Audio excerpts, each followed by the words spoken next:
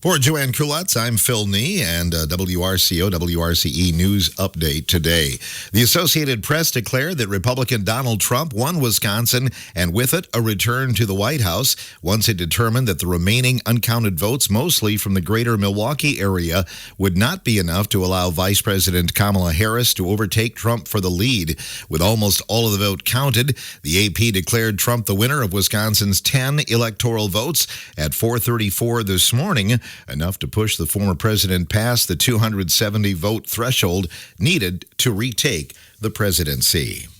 Voters in the Ithaca School District voiced their support of their community school in an operational referendum in yesterday's election.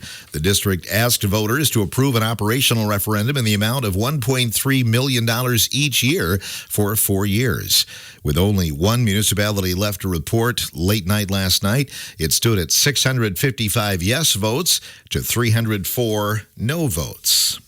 Incumbent Republican Todd Novak has been called the winner for the race of the 51st Assembly District in Wisconsin. The Democratic Party was favored in this district going into the election, according to analysis. The district was considered likely Democrat with a projected margin of 9 points. Novak, who was first elected to the Assembly in 2014, is a member of 4 committees, including the chair of the Committee on Local Government. Novak is a former newspaper editor and served as mayor of Dodgeville for over a decade. Novak defeated Democratic challenger Elizabeth Grabe, a real estate agent and farm manager, by 1,660 votes. Incumbent Republican Tony Kurtz has been called the winner of the race for the 41st Assembly District in Wisconsin as well. The AP made the call Tuesday night. Kurtz, who was first elected to the Assembly in 2018, is an organic grain farmer and U.S. Army veteran of 2 foreign wars. He serves on the Joint Finance Committee. Kurtz was drawn out of the 50th District he currently represents. Kurtz defeated Democratic challenger Julia Henley, who ran on a platform of health care and education access, reproductive health freedom, and conservancy. The 41st Assembly District covers all of Richland County and parts of Sauk, Juneau, Adams, and Columbia counties here in southwestern Wisconsin. Incumbent Republican Travis Tranel has been called the winner of the 49th Assembly District in Wisconsin. The Republican Party was favored in this district going into the election, according to analysis. The district was considered very likely Republican with a projected margin of 14 points. Tranel, who was first elected to the Assembly in 2010, serves on 3 committees, including as the chair of the Committee of Agriculture. He is a small business owner and dairy farmer from Cuba City. Tranel defeated Democratic challenger Scott Walker, not the former governor, a doctor who runs a medical clinic. The 49th Assembly District covers all of Crawford County and most of Grant County in the southwestern corner of Wisconsin. Representative Derek Van Orden declared victory as well on Tuesday night in Wisconsin's 3rd Congressional District. Van Orden was projected by the Associated Press to have earned 51.6% of the popular vote, with 93% of votes counted late last night over challenger Democratic candidate Rebecca Cook. The 3rd Congressional District encompasses most of western and parts of central Wisconsin. Voters approved a constitutional amendment that bars non-citizens from voting in Wisconsin. The amendment was approved overwhelmingly, garnering the support of just over 70% of Wisconsin voters on Tuesday after being approved by 2 consecutive sessions of the legislature.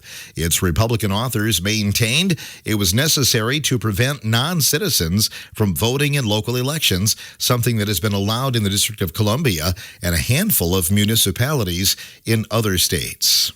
In the 2nd Congressional District, incumbent Democrat Mark Pocan held his seat over Republican challenger Eric Olson. In the 5th, Republican incumbent Scott Fitzgerald held off Democratic opponent Ben Steinhoff. Another Republican incumbent held his seat in the 6th Congressional District as Glenn Grothman topped Democratic challenger John Zarbano. In the open 8th race, Republican Tony Weed defeated Democrat Kristen Lyerly. Democrat Gwen Moore, the incumbent, won her race in the 4th Congressional District against Republican Tim Rogers. In the 1st Congressional race, Republican incumbent Brian Stile topped Democratic opponent Peter Barca as well.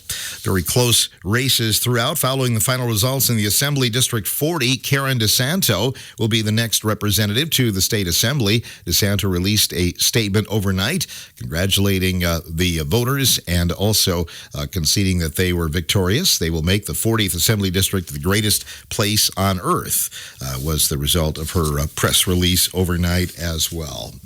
Some other notes: Wisconsin voters, as mentioned, approving the constitutional amendment, and also it was a close call, but it appears that Tammy Baldwin has defeated Eric Hovde in that race. That one was called early this morning, and finally conceding this morning, it appears Eric Hovde has conceded, and Tammy Baldwin declared the victor in that race.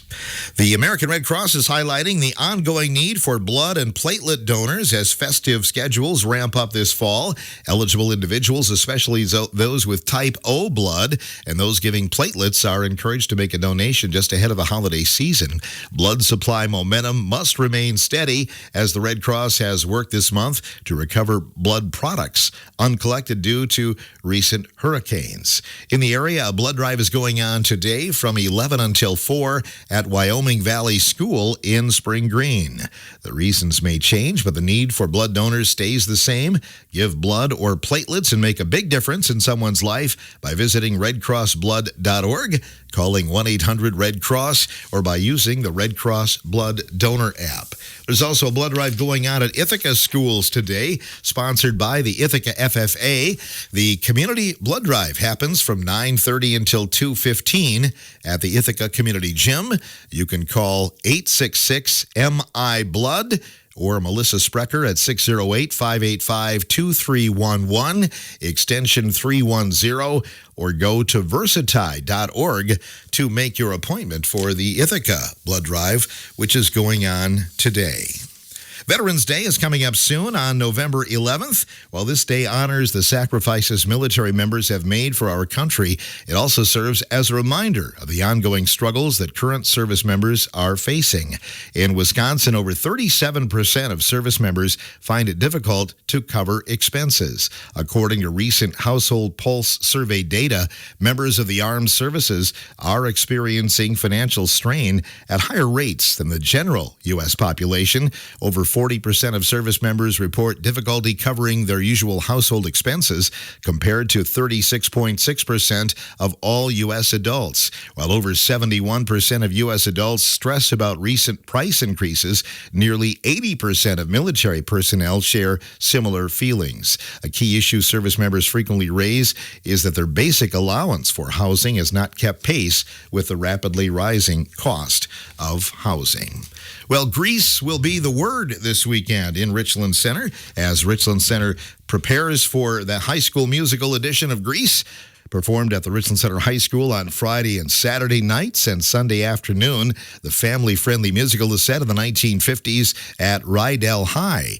Grease focuses on the main characters, Danny, performed by Grayson Banker, and Sandy, portrayed by Madeline Muller. The supporting cast helps bring the story to life as well. One of the more well-known characters, Frenchie, is played by Cam Schultz. She's very well known. She's kind of known as like the airhead and like the beauty school dropout. She just doesn't know what she wants to do. She doesn't have like a drive for anything. She just wants to sit there and look pretty almost. I wear a lot of pink because she's very like girly, like frilly, very feminine. A lot of blue. I feel like that kind of symbolizes maybe a bit of like her like not knowing what to do with her life almost. She kind of gets on with everybody, but she also kind of agrees with everybody on everything. Like she likes Sandy, but she also likes Rizzo, and Rizzo originally did not like Sandy. So she's kind of like, she's for everybody. One of the more complex individuals of the production is Marty. Maddie Huber brings that character to life. There's a lot to her, but her main role is to seek male attention. And so that's kind of what my whole character is based around.